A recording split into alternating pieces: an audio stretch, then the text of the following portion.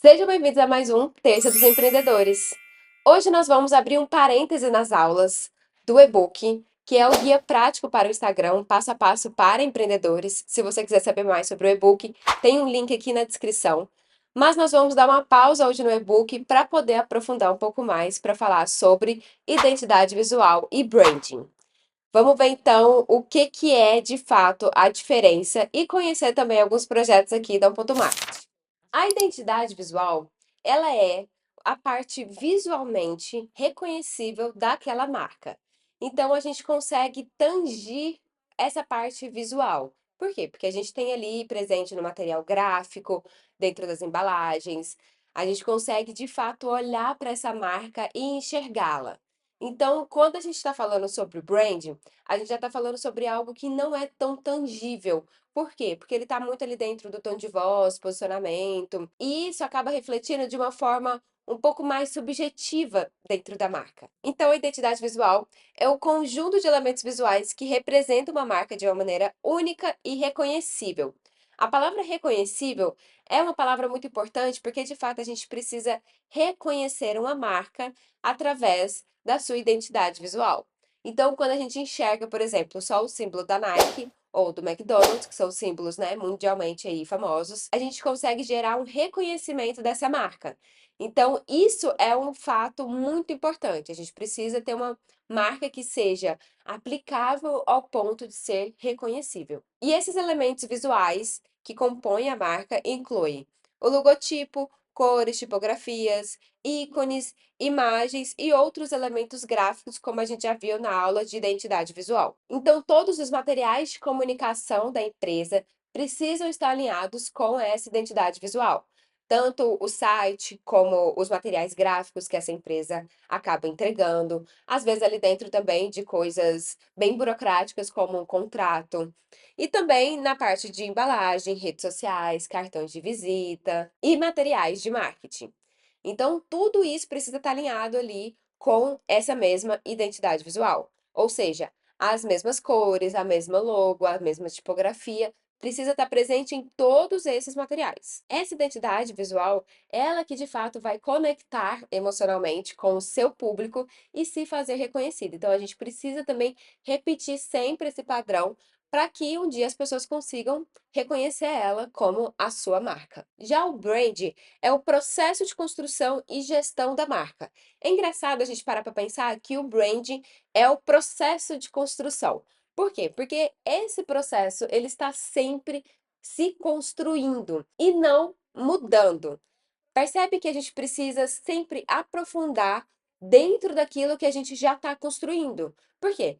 Porque aqui a gente está falando sobre a parte de propósito, missão, valores, tom de voz, posicionamento, e a gente não pode ficar mudando de posicionamento todo ano. Não, o nosso posicionamento ele tem que ser o mesmo, mas o nosso processo de construção de brand, ele consegue se aprofundar durante e ao longo dos anos. É aqui que a gente vai comunicar os valores e também as promessas da marca. E isso também precisa ser constante em todos os pontos de contato da marca. A mesma coisa que acontece no site, nas redes sociais e também nos pontos físicos ali presencialmente, junto com esses representantes da marca, que são os próprios funcionários daquela empresa. É o brand que constrói essa imagem da empresa e que, claro, em grande parte, a gente quer construir uma marca sempre positiva. Só que a gente precisa tomar cuidado, porque às vezes a gente pode colocar algum elemento ali que pode não ser bem interpretado pelo seu público. Por isso que o estudo do público-alvo, ele é muito importante. Vamos ver então agora na prática, dentro dos moldes da 1.Market, o que a gente entrega dentro de uma identidade visual e o que a gente entrega dentro de um projeto de branding. Eu trouxe aqui o Dr. Rafael Daudi para poder mostrar para vocês um processo de identidade visual. O que a gente entrega dentro desse projeto que vai para o cliente. Quando nós construímos a identidade visual dele, ele fazia parte do nosso gerenciamento de redes sociais. E é claro que a gente sempre entrega um pouco a mais para os nossos clientes. Então, tem algumas coisas que eu acabei não citando antes, que eu vou citar aqui agora para vocês, mostrando na prática mesmo o que a gente acabou entregando a mais para esse cliente, mas que não faz parte necessariamente da identidade visual. O primeiro ponto é pesquisa de mercado. A gente sempre entrega como que a gente faz o processo de pesquisa de mercado. E vai variar muito de cliente para cliente, mas geralmente a gente utiliza ali o Google, o Behance, o Pinterest como aplicativos de meio de pesquisa, principalmente visuais, para a criação dessas marcas. Então, aqui no caso, a gente utilizou o Behance para poder pesquisar ali. Esse cliente é do nicho de odontologia e ele é um dentista, periodontista e focado em implantes. E se tem uma coisa que a gente consegue observar analisando, né, esses concorrentes, é o processo de como o ícone funciona. O ícone, ele está muito conectado ali com os dentinhos, com o sorriso, e a gente queria sair um pouco disso, trazer realmente um diferencial um pouco mais voltado para a marca pessoal do Dr. Rafael Daud. Aqui a gente observou que tem algumas cores que são predominantes no mercado, como o azul, o cianeto, alguns tons de verde, e a gente ia trabalhar com as cores azuis. O cliente queria que a marca tivesse essas cores. A gente precisava tomar um cuidado para conseguir diferenciar esse cliente dentro dos concorrentes. O conceito da marca. Aqui a gente trouxe, de fato, o nome do Dr. Rafael Daud para compor a marca. Ele é um especialista em periodontia e implantes, como eu falei para vocês, e coloco que a marca Dr. Rafael Daud é sinônimo de confiança e qualidade. Então aqui a gente já começa a colocar alguns atributos da marca, né? E falando também sobre um pouco da experiência. Então, se ele for utilizar esse material para poder mandar para alguma revista, alguma coisa que ele vai fazer uma participação, as pessoas conseguem utilizar essas informações que estão aqui dentro do projeto. Depois a gente faz um mood board desse cliente. Aproveitei para utilizar um ensaio fotográfico que ele havia feito para compor esse projeto também e deixar bem a cara dele, mostrando ali pontos importantes, né, desse profissional. Entrego também para os nossos clientes uma tagline que também pode ser um slogan. O slogan ele pode ser determinado por campanha, a tagline geralmente acompanha a marca e a nossa tagline escolhida foi essa. Sorrisos que transformam, cuidados que perduram. Coloquei uma outra opção também para ele, onde a vida ganha sorrisos, e isso pode ser usado dentro da marca. Lá para frente eu vou mostrar como que ficou uma aplicação, mas é interessante porque quando a gente para pensar que a identidade visual, ela é a fachada da sua empresa, quando a gente entra a gente precisa ter elementos que já são elementos do branding. Então, essa tagline, isso aqui é uma coisa bônus que a gente consegue entregar para o cliente, tá? Porque isso já faz parte de um brand que a gente está construindo. Então, é uma frase que pode estar escrito na parede. Isso já coloca um posicionamento desse cliente. Então, já está muito mais ligado ao brand do que, por exemplo, a identidade visual. Depois da tagline, a gente segue para o público-alvo. O estudo de público-alvo é uma coisa que a gente coloca também como um diferencial. Não necessariamente precisa entregar isso numa identidade visual, mas eu considero super importante, porque a gente precisa entender com que público que a gente está dialogando. Então, é um processo também que eu adoro construir, porque como atriz, eu faço um estudo aprofundado sobre personagens e eu faço uma analogia entre personas do marketing com criação de personagem. Por quê? Porque eu preciso entender as entrelinhas desse personagem, dessa persona, para conseguir identificar pontos, características de comportamentos dessas pessoas que vão impactar diretamente na marca.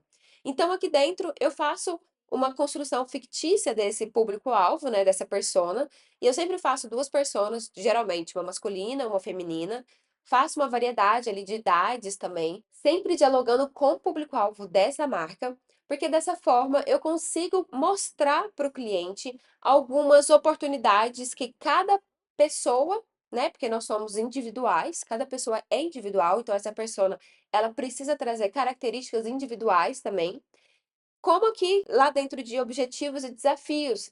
Essa questão de objetivos e desafios depende muito de cada pessoa, de como cada pessoa se conecta com a marca.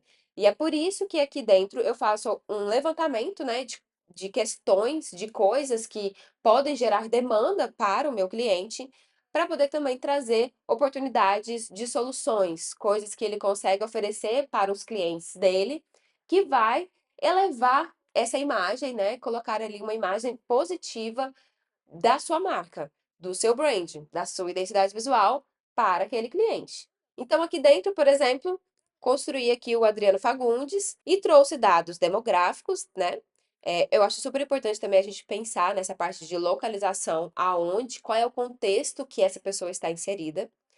A parte de comportamentos e características, objetivos e desafios e conectando com o público-alvo. Um outro público que eu coloquei aqui dentro, já um público, né, feminino, voltado ali para Carolina Medeiros, com os mesmos tópicos, mostrando ali características diferentes, já que a gente está dialogando com um outro tipo de público. É claro que essas informações, elas vão conter ali informações um pouco mais genéricas também. O intuito é esse. Mas, de uma forma ou de outra, eu posso trazer ali características que vão tornar essa persona um pouco mais próximas do que seria um cliente real. Eu trouxe uma paleta de cores muito abrangente para o Dr. Rafael. Isso é muito incomum. Geralmente a gente escolhe ali até 4 cores no máximo por projeto. Mas para esse projeto a gente trabalhou bastante o degradê. Então eu trouxe uma variação maior de cores. Já que eu trabalhei muitas cores, eu trouxe apenas uma tipografia para ele. Então a Urbanist foi a nossa fonte escolhida, já que ela tem uma variação também, uma família muito grande. Então aqui eu consigo fazer vários contrastes dentro da mesma fonte. Então foi por isso que eu acabei simplificando dentro dessa parte da tipografia. Vamos ver então como que ficou a marca do Dr. Rafael Daut. Essa é uma aplicação, outra aplicação, na vertical, na horizontal. Esse daqui é o pattern, que a gente chama. Algumas variações de brindes. E aqui uma aplicação, por exemplo, da tagline dentro de um possível brinde que ele poderia fazer, né? Sorrisos que transformam o dia de qualquer pessoa. Então aqui eu coloquei uma variação dessa frase que a gente colocou lá na tagline para que gere uma identificação. Não é só um copo, é um copo que traz uma frase. Isso pode evocar sentimentos no público que está interagindo com esses objetos. O exemplo do cartão de visita, e nós fizemos, ficou lindíssimo. O manual de aplicação, então eu coloco também um exemplo de aplicação para cada uma das cores que eu coloquei. E sempre coloco também no branco e no preto, porque eu acho super importante a gente ter essa referência. Regras de uso, então, dentro das regras de uso, né? Geralmente é bem padronizado, é totalmente proibido alongar, achatar, modificar as proporções da marca, principalmente quando eu falo ali da parte, né, tipográfica. Então, eu não posso modificar essa parte da marca, eu não posso, por exemplo, colocar a mesma cor no R e no D, porque isso não faz parte da marca. E dessa forma a gente consegue dar um direcionamento sobre como usar a marca. Isso daqui também é um extra, um bônus que a gente colocou para o Dr. Rafael, que são as guias para redes sociais. Então, exemplos de hashtags específicas que a gente poderia utilizar, emojis e também linhas editoriais. Isso daqui, de fato, era até para a gente conseguir trabalhar um pouco melhor dentro da parte do gerenciamento, né? Coloco também alguns exemplos de publicações, de posts para as redes sociais. E é isso. Esse é o projeto do Dr. Rafael. Vamos ver agora um projeto de branding. O branding é um projeto mais completo. A gente vai conseguir identificar aqui no projeto do S7 Supermercados. S7 Supermercados é um supermercado lá de Cuiabá que a gente fez esse rebranding. Então, na verdade, é um projeto um pouco diferente de uma construção do zero. A gente pega esse projeto que já existe para poder fazer um rework, um retrabalho em cima desse material que já existe. Iniciamos com pesquisa de mercado. Aqui eu trouxe outros aplicativos que a gente, né, pesquisou, Behance, Google, Pinterest, e coloco também essas pesquisas voltadas, né, para mercados, supermercados, essas diferenças, a gente vai entendendo um pouco mais. E eu trouxe algumas referências de carrinho. Eles queriam incorporar um carrinho dentro da marca deles. Então a gente precisava dessas referências também, incorporando ali dentro, né, dessa escrita da própria marca. Trouxe uma explicação sobre o rebrand também, mostrando como que funciona geralmente, como tem funcionado, né? Então, aqui na Starbucks, por exemplo, a gente consegue observar que antes, uma marca que era cheia de detalhes, ela vai ficando cada vez mais simples ao longo do tempo para poder facilitar essa aplicação. Então, a gente gera uma identificação, aliás, a gente consegue reconhecer uma marca muito mais facilmente quando a gente tem uma aplicação mais simples. Então, isso aconteceu também lá com o McDonald's, com a Pepsi. Então, quando a gente analisa essa última versão da marca aqui, a gente tem uma versão mais simplificada, mas que ainda consegue manter a essência da marca, que às vezes não tá lá desde o início, como o da Pepsi, por exemplo, mas que de alguma forma tá presente ali nas cores e dentro do conceito da marca, né? Eu acho que essa parte do conceito é a parte principal. A gente precisa manter esse conceito da marca e tentar fazer ela sempre ser reconhecível. E aí, um outro exemplo que eu trouxe aqui também foi do menor preço, que é um exemplo um pouco mais próximo, voltado para o nicho de supermercados. Quando eles fizeram esse retrabalho, aqui a gente observa que nós tínhamos uma marca cheia de gradientes, com um 3D, e isso fazia com que a leitura da marca não fosse de uma forma simples, né? E quando eles fizeram esse retrabalho, eles trouxeram uma fonte mais específica, uma leitura muito maior, uma legibilidade maior e a parte ali dos ícones também de uma forma um pouco mais simples. Isso gera um reconhecimento muito maior da própria marca e uma aplicação também muito mais fácil de ser reconhecida, né? Aqui a gente faz a mesma coisa que a parte de conceito da marca, só que um pouco mais voltada realmente para uma apresentação do S7 Supermercados, mostrando ali com quem que a gente quer dialogar, porque o compromisso deles é com o cliente e a gente precisava trazer cada vez mais próximo essa comunicação com a comunidade de Cuiabá, especificamente da Baixada Cuiabana. Então a gente trouxe aqui essa apresentação da marca. O propósito da marca, que é a parte de missão, visão e valores. Os valores, eles estão ali no nosso centro. Eles são aquilo que a gente não vai abrir mão de forma alguma. A parte da missão que preenche, né, esse círculo que a gente trouxe, e a parte da visão que é o que transborda, vai para as bordas, literalmente, porque ele precisa ir além. É aonde a gente quer chegar. Então a gente precisa ir construindo esse caminho sempre de dentro para fora. A tagline deles é presente na rotina da família cuiabana. Essa tagline está presente nos outdoors que nós fizemos, dentro das lojas, dentro de todos os materiais gráficos que nós fizemos da marca. Essa tagline está presente, dentro ali das redes sociais também. Aqui trouxe também os arquétipos, trouxe o arquétipo do comerciante e o arquétipo do amigo. O arquétipo do comerciante voltado um pouco mais para esse lado comercial da marca, que tem, é um supermercado. A gente está falando sobre produtos, sobre alimentos, sobre vendas diárias. Então, tem essa pegada muito importante e tem uma concorrência também grande, né? A parte de concorrentes diretos e indiretos é muito maior, assim, dentro desse nicho.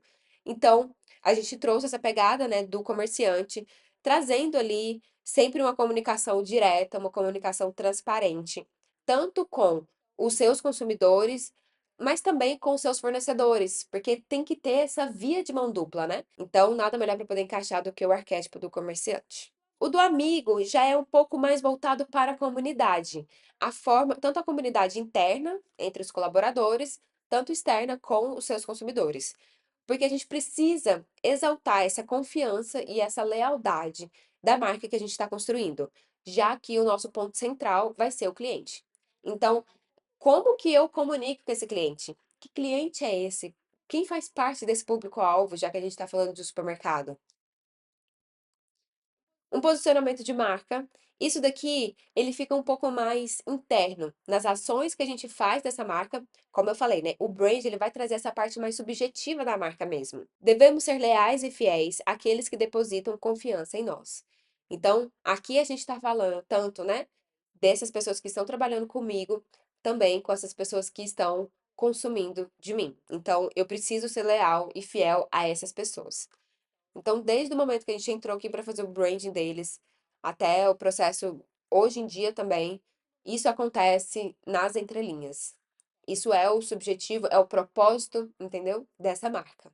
Público-alvo. O público-alvo é um público muito diverso, porque a gente precisa comunicar com crianças que estão ali dentro, com jovens, adultos, idosos. Então, eu preciso ter uma comunicação muito acessível para poder dialogar com todos esses públicos, uma comunicação direta.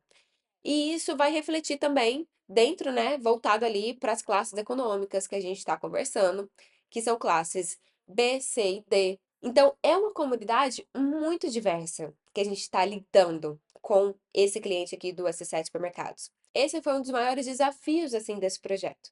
Então, a gente precisa entender quais são as necessidades e preferências desses públicos e dessas camadas de públicos também.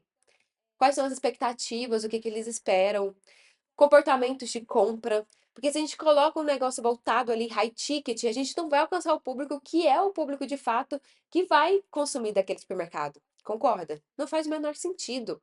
Então a gente precisa entender realmente lá o ponto físico, aonde que ele está inserido e como que a gente vai fazer parte dentro dessa comunidade. Quais são as ações desse supermercado que vão conectar com esse público? O que que eles querem, o que que eles almejam? Então, esse estudo ele foi feito de uma forma bem profunda. Trouxe aqui uma persona, que é o Flávio Ribeiro, 57 anos, trouxe a parte de personalidades, interesses, objetivos e as necessidades desse público que ele representa também, né? Uma persona 2 que é a Marina Silva, que tem 26 anos, é um público então mais jovem, como que ela também consegue colocar ali sua personalidade, interesses, objetivos e necessidades dentro aqui desse universo do S7 Supermercados. E uma persona 3 que é a Natália Silva, de 35 anos. A Natália, ela tem uma persona diferente da Marina, então é um público que vai dialogar com outros tipos de mulheres, por mais que estejamos ali falando sobre mulher também, que vai trazer ali também sua personalidade, seus desafios, interesses, objetivos e necessidades. São realidades diferentes dessas três pessoas que eu coloquei. E são realidades que, de alguma forma, elas vão dialogar com partes diferentes do supermercado. Os atributos também dessa marca, a marca ela precisa de praticidade, honestidade e acessibilidade. Quando eu tô falando de praticidade, tô falando de coisas rápidas, de como, por exemplo, você consegue achar um produto dentro do S7 supermercados. Isso precisa ser prático, já que a gente está trazendo isso como um atributo, né? E é de fato, quando a gente constrói o branding, a gente está assumindo o compromisso de fazer isso daqui. Ser honesto também com os seus consumidores e também com os seus fornecedores, com todos os públicos que dialogam ali dentro do supermercado. Acessível, eu falo de acessibilidade não só física dentro do supermercado, mas uma acessibilidade também de comunicação. Como que essas pessoas elas vão entender o que eu estou falando? O que eu estou falando está ambíguo? Quando eu faço uma promoção, essa promoção está clara? Ou eu tenho ali vários asterísticos que vão deixar entender que isso não está sendo tão honesto? Tom de voz e posicionamento. O tom de voz do S7 Supermercados é autêntico e acessível, é amigável, próximo e acolhedor. Isso tanto para a comunidade interna do S7, com os seus colaboradores, quanto externa, voltada, né, para os seus consumidores. Então, isso também precisa refletir para os colaboradores da empresa. Quando eu chegar lá para poder fazer, por exemplo, uma entrevista com esse colaborador, eu preciso entender que esse brand também está sendo aplicado de uma forma interna. Então, nesse último ano, a gente passou por treinamentos dos líderes de equipe. Então, são coisas diferenciais que a gente está fazendo para poder agregar de fato esse valor e colocando assim o que a gente construiu como branding dentro dessa comunidade interna também, assim como acontece para a externa. Aqui a gente colocou várias palavras. São palavras que identificam essa marca também. Então, a marca do S7 Supermercados é autêntica, acessível, comunitária, confiável, amigável, tradicional, acolhedora, transparente, familiar, econômica, diversificada, técnica, disciplinada, profissional, conservadora. Então, quando eu coloco aqui palavras como, por exemplo, tradicional, conservadora, disciplinada, técnica, eu estou falando de atributos, de palavras que identificam a marca, que já vão determinar certas escolhas que nós fazemos para essa marca. Eu não posso escolher, por exemplo, fazer uma publicação de um meme, de uma brincadeira ali dentro do perfil, que vai ultrapassar esse limite do profissional, do conservadora, do tradicional. Eu não posso, eu preciso ter cuidado com essas palavras, porque essas palavras identificam a marca. Então, cada escolha que a gente faz é determinada por esse projeto que a gente constrói. A marca, ela exala confiança e transparência. Então, aqui a gente adota uma linguagem simples, evitando ambiguidades. Compromisso com o cliente, que a gente está falando desde lá da apresentação. A gente mantém canais de atendimento ao cliente acessíveis e eficientes, porque a gente precisa ter esse compromisso com o cliente. profissional e amigável. O tom de voz deve ser acessível, fluindo entre jovens, adultos e idosos. Então, eu preciso pegar isso daqui e tirar isso do papel, colocar isso na minha realidade. Isso precisa ser minha realidade. Uli, tudo bem, mas não dá para agradar todo mundo. Realmente não dá. E quando a gente acaba recebendo uma mensagem de pessoas que não foram bem atendidas ou tudo mais, como que é o nosso posicionamento como marca? A gente entra em contato com aquele cliente, a gente quer saber o que que aconteceu, como que a gente pode solucionar esse problema que teve. E também a gente coloca ali, feedbacks espalhados nas lojas para que a gente consiga colher o máximo de informação possível desse cliente, de como que está sendo a experiência dele, para que a gente consiga sempre melhorando. Lembrando que o brand, ele é o processo de construção, né? Ele nunca está pronto, ele é o processo de construção, porque é isso. A gente está sempre implementando coisas novas, testando, validando essas coisas e partindo para próximas implementações também. Aqui a gente colocou um fluxograma para a construção desse brand. Algumas coisas ainda não foram feitas, mas a gente precisa olhar sempre por esse fluxograma, pensando nesse processo mesmo que é a construção do branding. Mas faz parte de tudo, assim, e uma coisa bem interessante que a gente fez é que depois que a gente fez esse projeto ele foi para a mão de uma arquiteta e depois a gente fechou uma parte de comunicação dentro de uma das lojas que eles estavam construindo e nós fizemos toda a parte ali de plaquinhas do supermercado, a parte de comunicação interna dentro do supermercado. Isso chama comunicação também. Por quê? Porque a gente está ali aplicando, nesse caso, um pouco mais voltado para a identidade visual, que a gente construiu dentro de uma das lojas. De alguma forma, isso já vai estar conectado com o projeto de brand que a gente construiu, né? Com aquilo que a gente quer gerar como reconhecimento dessa marca. Aqui eu trouxe algumas ilustrações para a gente ter ali como referência. Então, a gente tem ali algumas opções desenhadas também para a gente colocar dentro das nossas artes, dentro de uma comunicação voltada, né, para as plaquinhas e tudo mais, pensando nesses desenhos mesmo, ilustrações, para poder utilizar como uma parte um pouco mais de ícones, né? A paleta de cores do S7, ela já é bem diferente do projeto que eu mostrei da identidade visual. Então, aqui a gente tem o vermelho e o amarelo. O preto e o branco quase que a gente não considera como cores, porque eles são ali meio que obrigatórios e sempre secundários, assim, nesse sentido, né?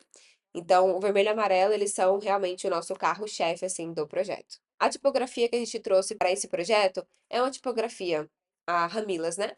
Ela é uma tipografia serifada, porque ela tá muito próxima da tipografia que tinha a logomarca antes.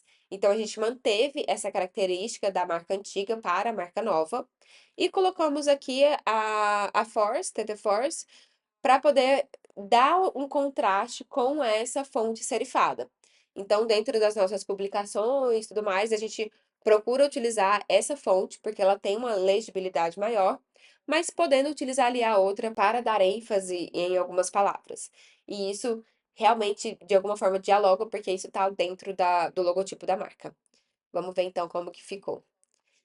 Essa era a logo antiga do S7 Supermercado, e esse foi o rebrand que a gente fez.